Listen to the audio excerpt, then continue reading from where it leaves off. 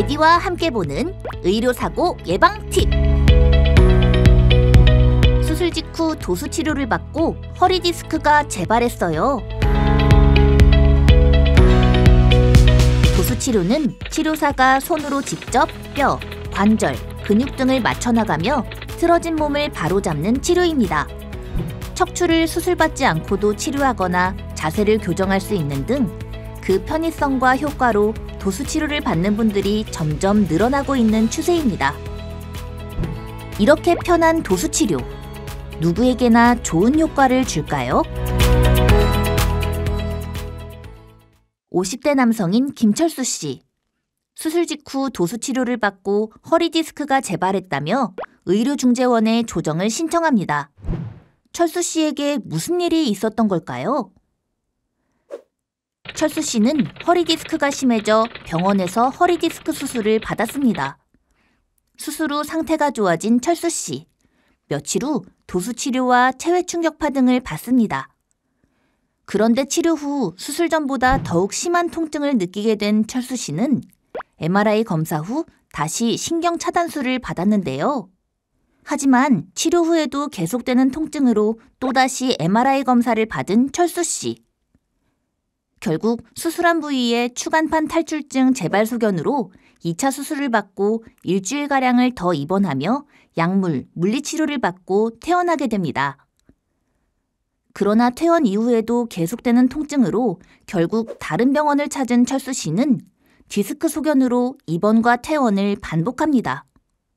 철수 씨는 1차 수술 이후 증상이 호전되었으나 물리치료, 도수치료를 받은 뒤 디스크 재파열이 발생하여 2차 수술을 받게 되었다고 주장했고요. 병원 측은 2차 수술 후 상태가 많이 좋아졌고 수술 후 디스크가 재발하는 건 의료과실이 아니며 디스크 재발은 항상 일어날 수 있기에 수술 동의서 및 퇴진 시에도 누차 주의를 주고 있다고 주장했습니다. 의료중재원은 1차 수술 후 경과가 양호했기 때문에 도수치료를 금기사항으로 볼 수는 없으나 일반적으로 안전가료나 자발적인 보행연습이 좀 더 좋을 것으로 보았습니다. 도수치료는 디스크에 자극이나 압박을 줄 수 있는 여지가 있기 때문에 수술 직후에 도수치료를 시작하는 건 다소 빨랐다고 판단됩니다. 1차 수술 후 증상이 완화되었다가 증상이 재발하였고 일반적인 통증 치료에도 호전이 없고 MRI 검사 결과 디스크가 재발한 것으로 의심되니 재수술의 필요성은 인정됩니다.